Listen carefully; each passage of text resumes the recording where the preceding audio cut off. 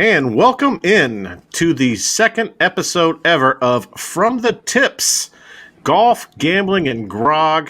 How you doing, Detroit? Dave, Drew, our golf pro from the PGA. How you doing, buddy? I'm doing fantastic. I had some fun watching Concession today. That golf course was pretty difficult for lots of people. That surprised a lot of folks, and I enjoyed watching both tournaments. I watched a little bit of the Puerto Rico this morning in that wind, and then beautiful, the Concession that 10 a.m. coverage, and it was amazing to watch both tournaments. It was a lot of fun, man. What's your overall take? It was. I mean, the greens were tough. I mean, look at the big players that struggled out there today, including Matt Wolff. What did Matt Wolff finish at? 83 11. today. 83 11. today. But you look at a guy like DJ, shot 77. But the course was clearly there for the taking if you're playing, if you're hitting the ball correctly and getting the ball in play, which you look at the top of the leaderboard, and between Webb Simpson, Matt Fitzpatrick, Billy Horschel, Sergio Garcia, and Kevin Kisner, those are guys that get the ball in the fairway and then go from there. So little interested to see those guys up at the top after day one. But, of course, you got big boys lurking like, Patrick Reed and Brooks Koepka as well.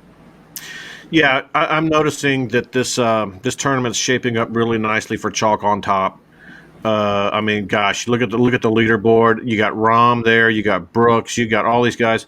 Yeah, to your point, I just jotted down a few, and we can actually go to the scorecard. Bryson, DJ, Bubba, and English all 5 over. Matt Wolff 11 over.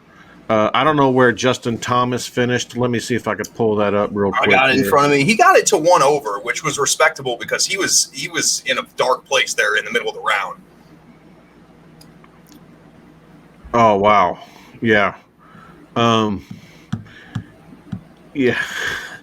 I don't know. At one point, I was looking at him and I was looking at his body language, and I was thinking, man, this guy, he's just not. He's not in it at all. He looked mentally checked out. I just didn't see it. It was really weird. So I don't know. It's good to see Brooks back in form too. I know he's a guy that you like this week. His form's just starting to look better. Of course, getting a win will certainly help that, but he's looked good. Again, I think to your point, outside of just a few, Brysons and DJ and of course Matt Wolff, who I think we were kind of all not necessarily in on Matt Wolff this week anyway due to his past form. We all favored him. Yeah, but it does set up to kind of, like you said, be a little top-heavy chalk come Sunday with some of these guys. But they had a tough time maneuvering this golf course, and there were certainly guys that had a tough time on the greens. I know Harris English threw up like a 9, I believe. I know Matt Wolff had a quadruple, a triple, 2 doubles, 4 birdies. So that's a crazy scorecard. But no, it'll be interesting looking into the weekend. I like the golf course. Yeah, I do too. Justin did finish 1 over. You know who I really felt bad for? Our buddy Guru. He's not able to be on this show tonight. He's got some things he's got going, but I don't feel bad for him. I mean, but he picked Hideki Matsuyama, and he was playing lights out and until 18 when he tripled.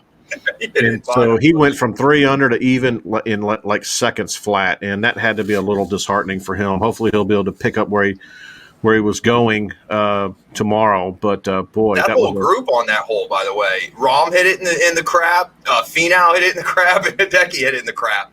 All left. So yeah. I was watching guys like Victor Hovland and how he birdied the last 2 holes. And that was good for him. So he got to under par. This leaderboard is crazy. I mean, look at it, man. Yeah, and I think we have to eat a little early crow early on here, rather. Yeah, with Sergio, but also with the way Rory played today. Yeah. We said that we wouldn't be shocked if he came out and played well because he's a world-class player, but he was way better today. And I thought it was crazy. This is how good Tony Finau's playing. He hit 12 out of 14 fairways today, and the guy drives the ball 320. Simply impressive. Right. And on the Rory McIlroy thing, he actually literally should be 7 under. He missed a lot of easy putts, And so I will say this: all four of us faded him because we had to fade somebody in the 10K range, Yeah, and his exactly. form has not been one that you would want to lay down on. And so, but in fairness to Rory, and out of respect, I went ahead and laid some money on him. There you go. I did. Perfect. I put a bet on Rory, and one of our viewers. Oh, by the way, Homa tripled the 18th hole as well. But he basically said that Rory putted horrible on the back nine. It was still -3. He did embarrass himself putting today. We were talking about that in our own private chat. He should be 6 under. It's a weekly thing, though. It's not like this is new for Rory. I mean, he struggles with the flat stick. All he has to do is be average rolling the ball, and he's going to be in contention. He was a little bit more clean with the driver today. But yeah, again, like he missed a putt inside 3 feet. You could argue it was closer than that. He's sticking like, some irons, and so I just, like I said, I had to throw because what, I just couldn't live with myself if all four of us faded him, and I didn't just say, what, just in case. And it's not a huge bet, but I threw a little something on there. So hey, win-win, right? Yeah. How's your DraftKings going so far? I cashed my showdown today. Did a little okay on that, Nice. and my other lineups are not doing so good right now. I've got a few that are in the hunt. It's day one. It's like the end of the first quarter in an NFL DFS lineup With no cut as well. So exactly. So a lot can happen. The way the course is playing, there's so much can happen. But I will say that Harris English is hurting me. I had him in quite a few lineups. I think we all liked him this week. He's 5 over. Outside of the 9, though, he's going to have to get his act together tomorrow. Yes, he is. But again, 6 under is the scores were out there to an extent this morning, really all day. But again, you get out of position, and there's lots of these holes where you can hit it into the mulch palm area where you don't even have a shot. You're under a bush and things like that, and then you get onto these green complexes, which are ridiculous. And that's why I personally picked Patrick Reed this week as one of the guys I liked, because he has the best short game on tour. And I think that's going to be important heading out, through to tomorrow into the weekend. He is a scrambling some bitch. He is. Yeah, and he's damn good at it, man. And you might not like him and whatnot, or what? I have no issue with Reed. I almost like him because everybody hates him. It's I almost one of those things. I do too, and I think about Jeff Feinberg. I love Jeff Feinberg, and he's Team Reed all the way. And controversy does follow that guy, and some people make more of the little things than they should. And it just swells. It's crazy, but the guy sure can play. He's a gamer, man. Well, and the thing is with him is the problem I have was in the Bahamas where he rubbed the sand behind the ball. That was a clear, blatant cheat to me. But however, the one thing he knew. Yeah, and he's a psychopath for this reason. He's an absolute psycho for the reason that he knows that everybody thinks he's a cheating shit, and he doesn't care, and it doesn't look like it phases him one bit. It's almost like he likes it, he feeds off of it, where most guys would be worried about their reputation being slandered, being called a cheat. Well, that's kind of what Patrick Reed's held since Augusta State, where he went to college. So he seems fine with it. He's a bulldog, man, and watching him play golf, especially in team events and things of that nature, it's fun. And there's nobody rooting against him when the Ryder Cup or President's Cups are being played. Right. Let's pivot real quick, and before we get into our topics, let's go ahead and pivot over to the Puerto Rico Open, where we're looking at a Tommy, 2 gloves, Gainey. -7. He's the leader in the clubhouse. Shot a nice 65, and he's followed by Robert Garrigus, another American, and then Campos, who actually I watched him today. He should have shot a 64. He was playing well, and so he should be the leader. Pendrith looks really good, the Canadian. And I bring Pendrith up because he is our boy. We picked him outright. He's on our optimal card, and so we're really pulling for that guy. And so, as a matter of fact, he came in 3rd overall on our card, on our model. Yeah, that seems to be working out pretty well. Yep, and I noticed that Brandon Wu, one of my plays, is right there. Garnett's right there. Josh Teeter is 5 under. He's on our card. Yep. Cameron Percy, 5 under. He's on our card. And so we have a lot of guys up there that are doing well. And so I'm anxious to see what happens. But man, I was watching that. I was watching that this morning, and I'm telling you, man, when it's blowing that hard, I'm blown away how many scores are under par. 100% was going to be my point. And by the way, this is the second grade tournament, right? It's incredible how good these guys are. It was blowing 25. I mean, I was uncomfortable watching it. They're still flag hunting. They're still filling it up. The course is playing. We talked earlier in the week, 7,500 yards. Tommy Gainey's not dead. He was arrested not long ago, but he's back, clearly. He was arrested working on a hole-in-one. Yeah, yes, yep. So, listen, we all love us some Tommy Gainey. But no, just the amount of talent in the game of golf, whether it be collegiately, Korn Ferry Tour, these other PGA events, WGCs. There's guys on the Korn Ferry Tour that could easily catch fire and win any PGA event. It's just that's how good a lot of the talent is out there. And I thought the exact same thing. Like, how are these guys 5-6 under par when it's gusting 25, 30 and you're right on the ocean? But that's why they make money and we don't. Well, for golf. We make a little money, but not at golf. And so people still don't understand just how hard it is. But I like watching it like when the weather's that tough. Yeah. Because I was laughing. I was like, watching them play in the wind is like watching me play without any wind. Yeah, right. but they proved me even wrong on that. Yeah. I mean, they're out there scoring, shooting 64, 65, 66s in that kind of wind. And I'm like, oh my God, what would they have if they didn't have it? Yeah. No, they would tear that. Yeah. And it's funny looking at the bottom of the leaderboard or two different stories. Robert Allenby, remember when he lied about getting beat up outside of a bar because he got drunk and fell on his face? So that's a fun story. And then Smiley Kaufman, poor Smiley Kaufman, who's currently in the tied for second to last at 131st place, just kind of lost his game, and it's been gone for a long time. So always got to give Robert Allenby a shout out, even though he's at the bottom of the board there, sitting at 132 with a little 81 today. But yeah, this in these tournaments though are the ones where these guys really get an opportunity.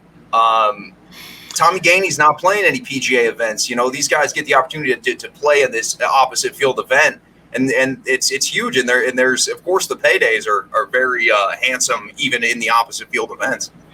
You know who's got to be the most disappointed today in Puerto Rico? Matt Wallace.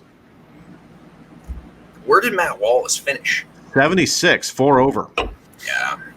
I think he was my outright pick to win. So, but don't feel bad. I had Hickok in one of my lineups, and he had a 78.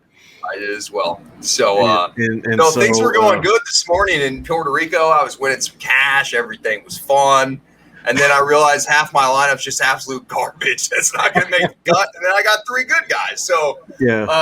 But the Matt Wallace one hurts. That was one of our outrights. Yeah, and I mean, he'd been playing well, and he actually had to qualify for this event, I was reading, because he's normally on the European Tour. He didn't qualify, of course, for the WGC event. So he actually had to qualify to get into Puerto Rico. So I'm sure he's not overly thrilled with a first round like that. 11 back after day one. You know the old saying, you can't win it on day one, but you can sure lose it. It certainly seems like that happened. Yeah, when you're 11 back after day one, yeah. And I think they're calling for the same type of wins tomorrow, so that's going to be a lot of fun. And so I'll be up bright and early watching that too. But it's great coverage too, and I have PGA Tour Live, so what I did is I rocked one on the TV and one on the computer, but usually don't get coverage, especially on Golf Channel, for people that don't want to pay the money for PGA Tour Live, which if you like golf, it's definitely worth it. But it's nice to have 10 a.m. golf instead of a rerun of playing lessons with whoever the hell it is, to actually be able to see some golf out there. Yeah, yeah, no doubt. So, hey, let's get to one of our first topics of the day, and I just want to bring this up because it feels so good. Let's talk about Annika Sorenstam. Isn't this a fun story? Now before we get too into this, and we're not gonna go crazy here. I don't think people realize how dominant she really was. I mean, when you think about how dominant Tiger Woods is, how many wins does he have? 70? Well, Tiger, he has Yeah, Tiger. 83. Yeah, Yeah, yeah. 83. He's like yeah. Annika Sorenstam had 72 victories, including the last two victories on when she ever played. The last two tournaments she ever played, she won both of them back to back. And she's the only female to ever shoot a 59 on tour. And she, I mean, she's just 72 wins, so many championships. She retired when she was 37, and she didn't even step on a course, but 2 to 3 times a year for a decade. And now she's coming back. She's doing this for her son. And she's coming back. She's making an appearance, not a comeback. But it's going to be fun just seeing her walk the course again and see how she does. What are your thoughts on Annika? Yeah, she's probably the best women's golfer I've ever seen. There's not any question in my mind. I can't argue that at all. And she's stepped away and done nice things for the game of golf with some of the things she does with the youth. But yeah, heck yeah, I don't care what her form is. It's going to be great to see Annika out there. It's just good to see her get back into golf because she has, of course, a huge spot in this game with, like you said, she kind of went out on top when she still had plenty more years in her golfing career. Excuse me, similar to a Lorena Ochoa, a player like that who was also superbly talented that kind of stepped away. But it's going to be fun. And I really do think, and we don't touch on the LPGA much, but the LPGA is in a wonderful position. They've really taken it from the ruins, which it was, you could argue, 10 years ago, 8-10 years ago, to now it's starting to become, something better. It's tough here in America because it's really dominated by the Koreans and things in the LPGA now. Yeah, and that's what makes it so interesting is because it's an international game now. Yeah, without doubt. Big time, and I like it, and so I'm all about it. Ultimately you gotta beat the best, and it's going to make everybody have to step their game up. But I am enjoying that. I'm going to watch a little bit more LPGA. And those kind of fun things to do. But Annika, I'm wishing her the best. She's 50 years old, and she's coming back. It's been 13 years, and that's really a good point that the watcher just made. It is fun, or one of the viewers just made. It is fun to see women play courses like this because they can't overpower it to make it a flick wedge, on every hole. They actually are playing these courses as they were designed to be played, and it definitely does bring a little bit more excitement into watching because there's some tournaments and courses like Inverness in Toledo, Ohio, which is a genuinely fantastic establishment, just doesn't have the length to compete with nowadays golf. Right. And I think if I'm correct, the Solheim Cup's there this year, which I will definitely be checking out. It's only a couple hours from here. So having kind of courses like that where the men, you would love to have them play it, but at 7,100 yards is like, it's literally like playing the red tees for us, it's so rare to see the guys pull out an iron long, a 5, Yep. Yeah, unless it's on a par 5. It's 8 and up. And that's just the way they play the game. And so, yeah, that is true. It takes a lot more strategy on the course, game management. Absolutely. And that's absolutely true. Great point. But anyway, let's all pull for Annika. I hope she just. I would love to see her make par. And that's what she's shooting for. She would love to make par. I don't think it's going to happen. You don't walk away from the game but if you played casually, I could see it. But she only played 2 to 3 times a year. Yeah, for 10 years. It wouldn't surprise me. I guess I will say good. He was so good. If she came out and shot even par, under par, I wouldn't be completely shocked. But then again, your expectations going into her to just kind of enjoy somebody, who's been clearly a legend of the game. Right. Well, as you can see with my attire tonight, I am. This is my little tribute to Tiger Woods. Got the victory red, the Nike cap, the vest, and the Masters vest. And so let's go ahead and talk about Tiger Woods. Great news. He's okay. He's got multiple leg injuries. He's had the surgery, crushed ankle. I mean, when I say he's okay, he's going to live in life or death sense. Exactly. Yeah. And so, what are your thoughts here, man? Yeah, this is a big one for me because, outside of like my dad, Tiger was the reason why I got into golf and love golf. And so you could also see the outpouring of support for pretty much everything from ex-presidents to players in all leagues. I think the thing that we as golf fans need to understand is golf where it's at right now is because of Tiger Woods. I agree. We weren't playing for $2 million purses in majors that long ago. He's transcended the game. As you can see, guys like Phil Mickelson, they thank that guy because, even when they're putting the peg in the ground at the John Deere, they're playing for $1.4 million for first and stuff. It's just something you don't see. But again, for me, the bigger thing is when you think about a guy of Tiger's age and all the great things he's done for the game is, we'd love to see him come back and play golf again. But at this point, it seems irrelevant. Just happy that he's able to be around for his kids and be able to walk. Very weird day on Monday, very weird afternoon, especially for me, I felt. But yeah, great news that he's better to go. But yeah, for the game of golf, nobody's done more. He has. Yeah, people can argue that Jack Nicklaus did so much for the game of golf, but Tiger took it to another level, and he modernized it. That's not the right word, but he did. He was transcendental. He was amazing, and guys like Phil Mickelson it's almost like a double-edged sword for him. He's blessed because he was able to make a whole lot of money playing golf. Yep. But he's also cursed because his prime was at the same time as Tiger.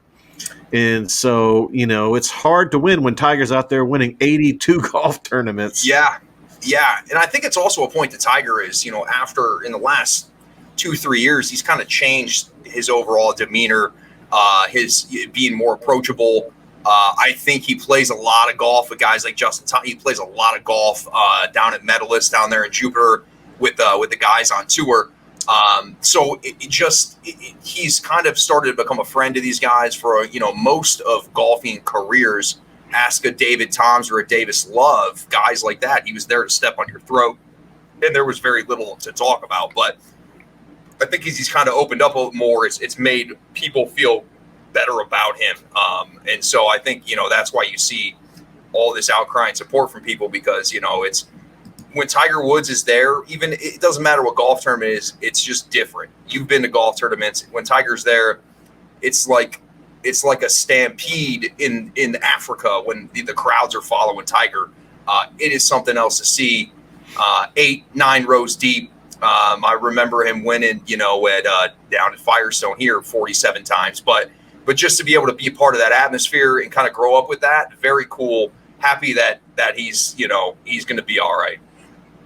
Yeah, absolutely, and so it's great news that he's going to be okay. They're also saying that it looked purely like an accident. He was wearing a seatbelt.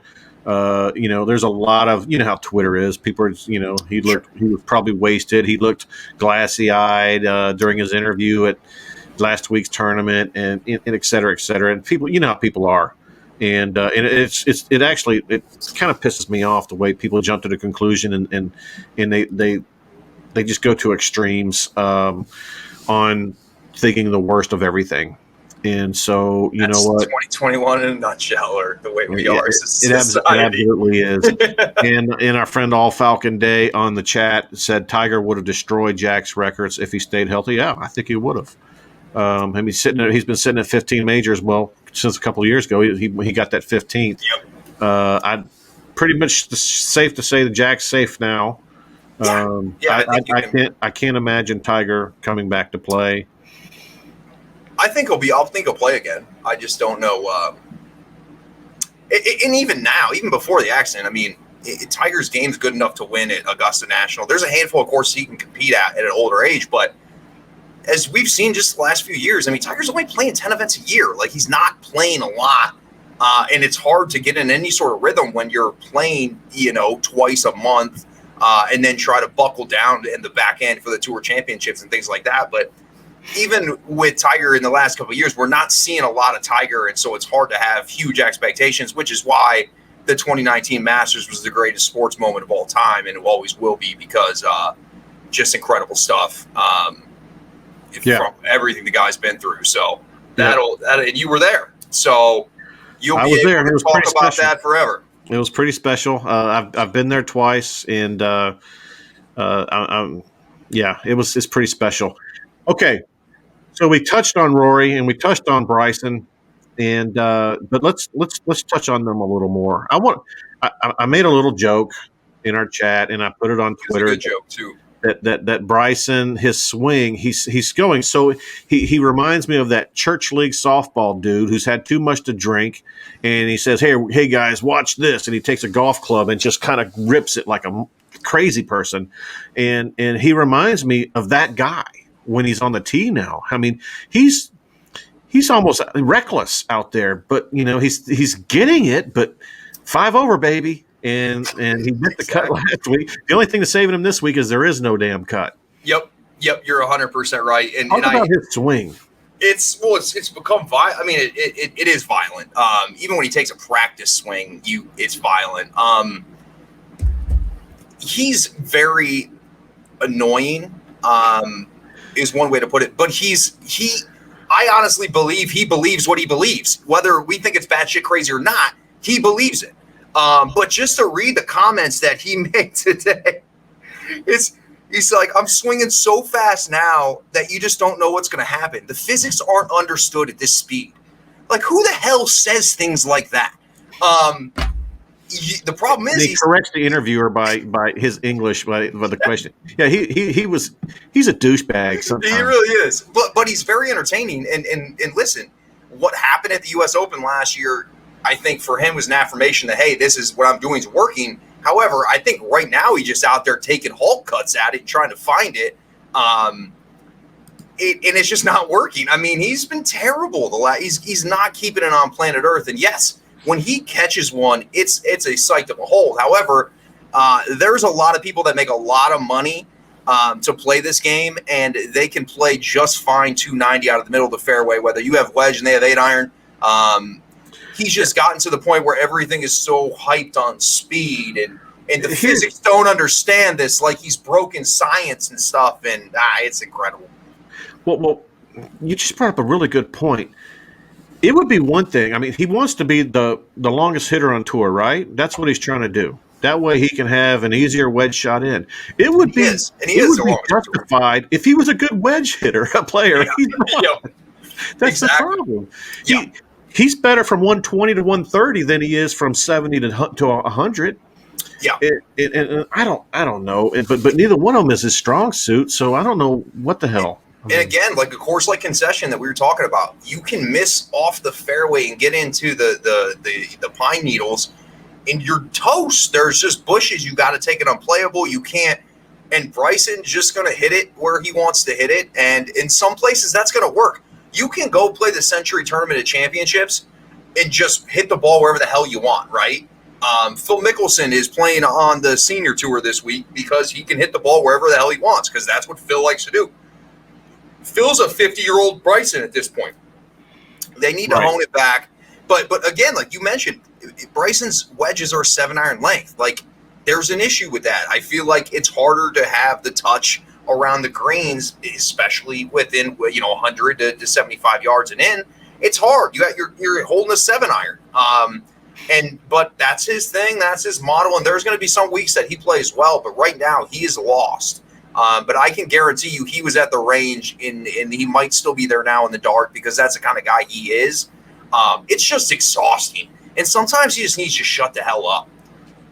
He does. You know what? And you know what? Maybe the interviews will slow down now that he's not relevant anymore. Yeah. I mean, god dang, man, the guy looked terrible. And and so, hey, I want to talk about Rory again. I want to talk about his comments he made after missing the cut last week. What are your thoughts on that? Yeah, it was very now, Rory's a guy that's an open book with everything, as transparent as they come, which is very rare for a prominent player of is his caliber, like Rory is. But last week he said he wasn't surprised at all he missed the cut, that he has just been focusing so hard on hitting golf balls that every other part of his game has gone awry, and how he's taking things that you should try to tweak over a 3-month period and do it in 2 weeks.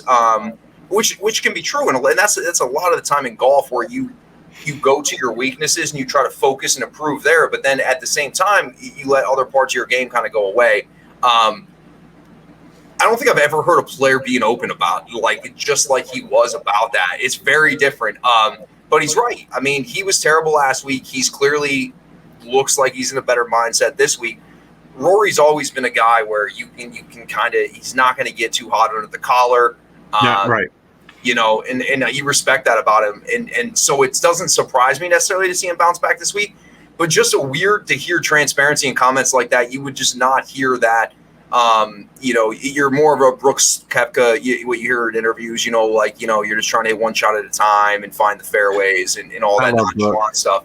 But Rory will tell you that he's got demons in his head and you know, and you love it to kind of peel back the layers on a guy of that caliber. Yeah. I heard someone, I think it was somebody on the Golf Channel this morning, saying that they believe that he doesn't care so much about being the best in the world. What are your thoughts on that? You know what? And that's been something that's been brought up over the years, is his commitment to the game, right? I mean, we've seen, and for us as fans, it's hard for us not to kind of put that pressure on a player when he came out of the gates and the way he won at Kiowa, in the way he was stacking up tournament wins and major championships, that now we're like, it wasn't long ago where he was finished top 5 in like 8 or 9 straight events. So it's not like we're so far pulled back from Rory being really good. But the thing that we've noticed lately is he's not been able to close the door when he's had the opportunities, which is different from what we used to see. I mean, I think he puts in the work. Does he put in the work as much as other guys? I don't know, maybe. But other guys have different mindsets. I think he's more of the mindset where his bank account looks really nice, even though he's not winning golf tournaments. Yeah, it doesn't matter. Yeah, but I mean, overall, I really think it's tough to kind of pin a guy in a corner and say, hey, you know, this guy is not putting in what it takes, or this guy's, you know, not trying to be the best in the world, because I'm sure to an extent he is. It's just some guys, I mean, not everybody's going to be Tiger Woods. Not everybody's going to be wanting to grind at the range. And you see a lot of guys when they get into the mid stages of their careers, where they're okay cashing money and occasionally winning. I think Rory, I would think that Rory would go on to win 2 or 3 times throughout this year. I wouldn't put it past him to be soon. But his game, again, it's been fluctuating. You pointed out the best. I mean, his wedge game and his putting, I mean, it's just not there. And it hasn't been there. He's not a guy that flights his wedges. He hits it up into the moon. He plays in it for a guy that, again, is that lethal off the tee. A lot of wedges in your hands. Got to be able to put the ball inside to 12 to 10 feet. Right. Well, let's have some fun before we get into these golf drills that you're going to give us. I'm looking at the leaderboard. All right. I like to gamble. You like to gamble, right? I do. All right. Let's do some gambling. Let's talk about tomorrow's round. Webb Simpson. I'm just going to throw some scenarios out here, and you give me over or under, all right? Webb Simpson, 66 again tomorrow. Over. Oh, you're saying over? Yeah, over. I love me some Webb Simpson, by the way. Although he still anchors the putter. It's BS, but that's a different topic for different day. I agree. I think I don't think he's going to be able to shoot a 66 back to back. It's hard. Let's talk about Fitzpatrick. 68. Yes. You saying he'll match or better? Yep, I do believe that. I think, again, we talk about form. Guy that was right there last week kind of crumbled at the end, but Matt Fitzpatrick hits fairways, and even though his putting is goofy because he always leaves the flagstick in, he seems to make more longer putts than other guys make. Like when you think of a Jordan Spieth, you're like, this guy makes 30 footers like no one else. Matthew Fitzpatrick's kind of like that, and from tee to green, he's rock solid. All right, Brooks Koepka shot a 67 today. Think he can match it or over? I'm going to say over. I'm going under. We're going to go head to head on this one. Okay. I think Brooks shoots another 67 tomorrow, or better. And you're going to take 68. Yep. Yeah, Okay. I'll take 68 or higher on that one. All right, so I got Brooks 68, 67. It's probably a dumb bet. That's but your guy, though. You got to roll with I it. You're going down on Brooks, man. Well, not going down on Brooks. That sounded weird. I'm going in. I apologize. You're going all in on Brooks. And so here's one. All right, I'll do this. I'll make it interesting. Billy Horschel, 69. Yeah, I'm taking under 69. Billy Horschel, again, a guy that hits a lot of fairways and a lot of greens. His round today was relatively, not stressful at all. He had a lot of fairways, he had a lot of greens, he had a lot of good opportunities. I will take the under on that one. It seems like you want to fade Horschel. The look in your eyes like to hell with Billy Horschel. I am. I am. To hell with Billy. To hell with Billy Horschel. Screw that Florida Gator. I hate that guy. As a matter of fact, All Falcon Day reminding us Rory was number 1 in 2020, by the way. Yeah. Hey, I love All Falcon Day. He's our most loyal listener and watcher, and we're going to have to do something for that guy. But he's got it bad for Rory. He does have it bad for Rory. That's okay. That's okay. I love it. I love it. I got it bad for Spieth the way he's probably got it bad for Rory. Exactly. Spieth disappoints me way more than Rory. And I got it that kind of way with Brooks. Okay, a couple others real quick. Sun JM, he shot 68 today. Should have been a 66 or a 65. I'm going to put the number on 67. Better or worse? Worse. All right. I mean, it's Song JM. We talked about this last week. The guy just plays golf all the time. That's all he does. He doesn't have a house. He lives on hotels, and he cashes checks. I love that. How I want that.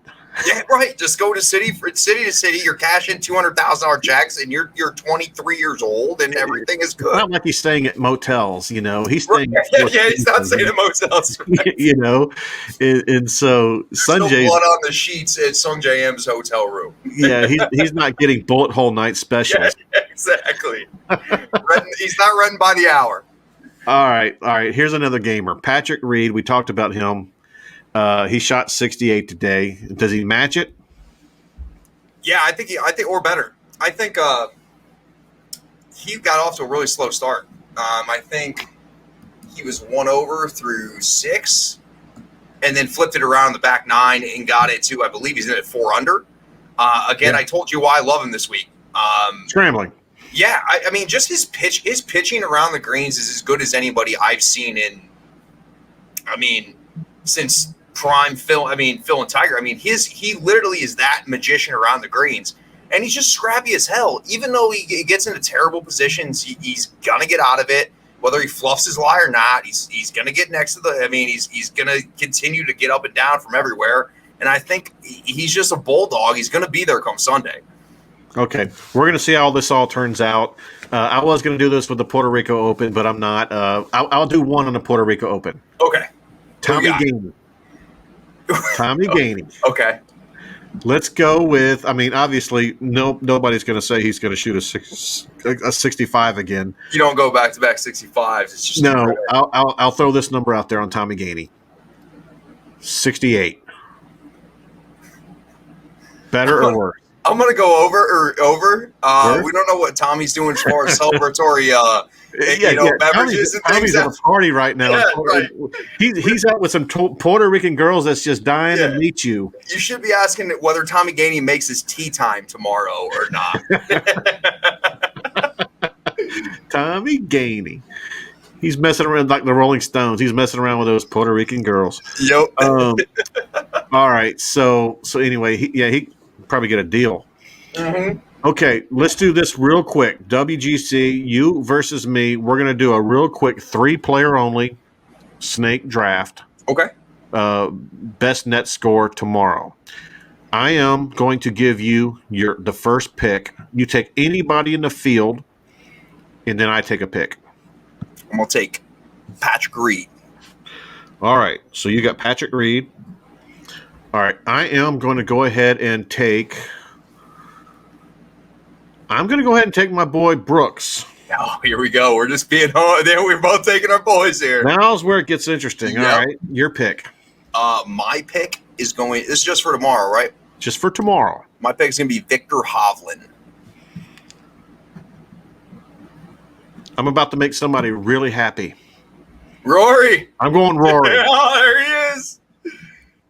That's a good All right, pick. so you got Reed and Hovland. I've got Brooks and Rory. Who's your final player? My final player, man. How did John Rahm get hit at 4 under? I was watching him. That was a very, very slow 4 under. He actually could have been better. All right, so my third and final pick is going to be Joaquin Niemann. He got it to 6 under. Was that what you're thinking? He got to 6 under, and then kind of gave it away, coming down the stretch a little bit. Still finished with a nice 69. I take that back. I'm gonna. Yeah, if you want Niemann, you can have him. I do take my pick back. I'm gonna go. What is this? I'm gonna go with Terrell Hatton. All right, is my pick, and leave Joaquin Niemann for you if you choose. Actually, because you're taking Hatton, I'm gonna make a pivot here. Okay. All right, I'm gonna go ahead and take Rahm. Okay. I tell you the fact that he got to 4 under, I watched a lot of his round today, and that is called carding a score when you don't have it all, and that's important, especially come Thursday. So here's the deal: you've got Reed, Hovland, and Hatton. I've got Brooks, Rory, and Rahm. Lowest net score wins. What do you want to put on this thing? Whatever you want, man. All right, we're gonna put a bottle of whiskey. Fair enough. Bottle of bourbon. Okay. All right, bottle of bourbon, and we'll talk about it next week. Well, I'm sure there'll be some tweets about it. Yeah, exactly. Relapse, et cetera, et cetera. As expected. Hey, once again, there's a lot of weather shut in, even though it's gotten better. But you know, being a former PGA Club pro yourself, one of the things we want to do every week is give a few real quick drills or tips for people that love to play golf. Obviously, the people that are watching our show, we're all about golf, not just tournament golf, about playing golf. Yeah. And so, what kind of tips or drills do you have for us tonight?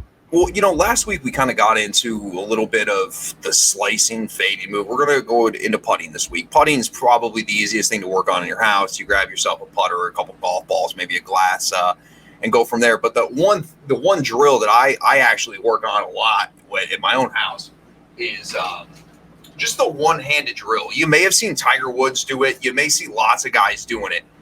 You can actually do it with both hands. We'll try to show this to an extent here. So,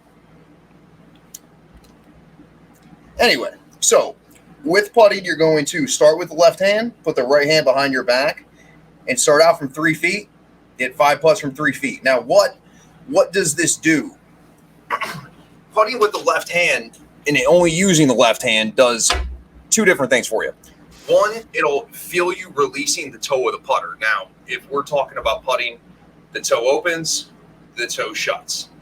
The toe opens, the toe shuts. Now, when you're putting with that hand, you can feel that toe that with your left hand. You can feel that toe swing open. You can feel that toe swing shut. You hit 5 from 3 feet, 5 from 5 feet, 5 from 7 feet. You'll see the difference in the length of the stroke. You will literally be able to feel that toe open and shut. That is very good to work on, even on the putting green on it before a round, because it gets the putter to release. Now the right hand, to do drills with the right hand, the beauty of the right hand is when you're rolling with the right hand, it gets your speed down and it gets your rhythm down. And the reason it's different because most people think of putting where you're, especially for golfers that aren't great, right? We're talking, yeah, right. The average person. The thing that the average person does is really gets wristy, right? They really get hingy with their putting stroke. And it really, when you're doing these with one hand on, you really can't do that. You're really just rocking your shoulders back and forth.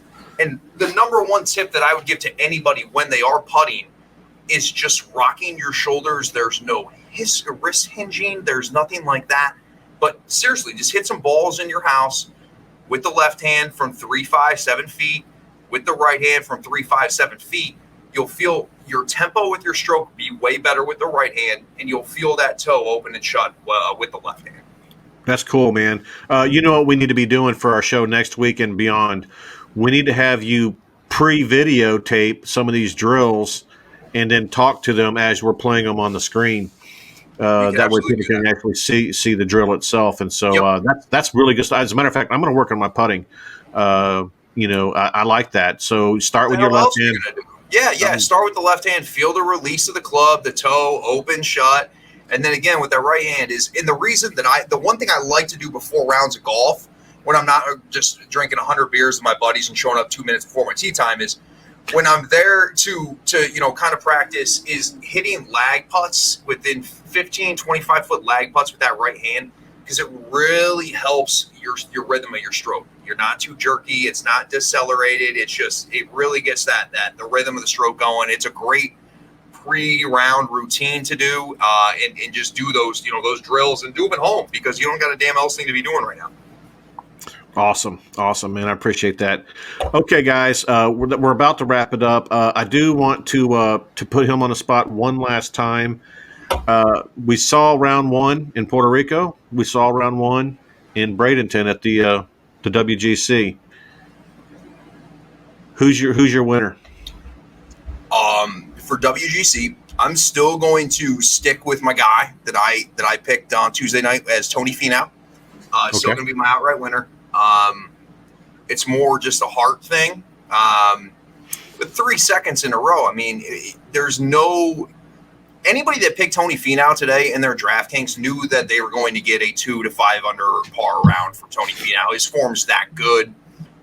He would be my pick as far as the WGC. And then my pick when we come to we go over to Puerto Rico, I'm actually still going to go with Josh Teeter, who was my pick before. Had a great round today. Finisher second last year. He's going to be the guy I'm going with. So I'll go with Tony and and Josh Teeter. Okay, I'm going to go with Brooks just because I called out Brooks, and I believe to be able to shoot the 67 he shot, and not even know the course in the back. He's never seen the back. Yep. And the fact that that's the case, and he was able to shoot a 67, and when he smells blood in the water, he knows how to. He gets it. And so I'm really liking Brooks. And then I'm going to go with the guy that we played, our young Canadian buck, Taylor Pendrith in Puerto Rico. The guy shot a 66 in the wind. And here's the beautiful part about that round. He had 0 bogeys. 0 bogeys, 0 doubles. It was 6 birdies and 14 to 12 pars. Yeah. And to your point, a guy like Brooks is see ball, hit ball, find ball mentality. So if there was a guy that you would pick that has never seen a golf course who you like, it'd be Brooks, because he's just going to get up, he's going to hit it, he's going to go find it, he's going to hit it again. He doesn't overcomplicate things. He simplifies things, and he's really damn good. He really is. I just can't wait for tomorrow. 2 tournaments every day. And it's rare to get these kind of weekends, and so let's just relish them. Let's enjoy them, guys. If you're watching on YouTube, please feel free to give us a comment, give us a thumbs up. It really helps us out. It makes us feel good. And if you can subscribe, we're a young channel, but we could use all the subscribers. I don't care if you ring the little bell or not. Just subscribe to us. And if you're listening to the podcast, give us a comment, subscribe to that. And we appreciate all of you guys so much. Any final thoughts there, Pro? No, I'm just excited. As I know you are. Double golf, double the fun. Not sure how much work I'm going to be getting done tomorrow. I'm not either. But But we might even sneak out an hour early tomorrow just to catch some of the action. But yeah, it's gonna be fun. I love the course. I love not knowing the course like I know every other course. It kind of brings an added element to me, because typically every course they play every week I'm pretty familiar with as far as past tournaments. So this one's fun, and I'm definitely looking forward to it. Awesome. Well, hey guys, that's going to do it for episode 2 of From the Tips. We look forward to being back with you guys next Thursday night. We were going to try to get Guru on tonight and talk a little about forecasting for this weekend, but all of our best plays, all of our tips, the model, it's all still on hammercast.com, and we stand by all of the plays and all of the information that Guru puts out for us. And so on behalf of Guru, Justin, Pro, and myself, enjoy your weekend, enjoy your golf, and hopefully you're all cash big. Peace out, guys. All right, have a good night. Did you get all that? If not, make sure you head over to hammercast.com, subscribe, and join the Hammer Nation. Until next time, keep grinding.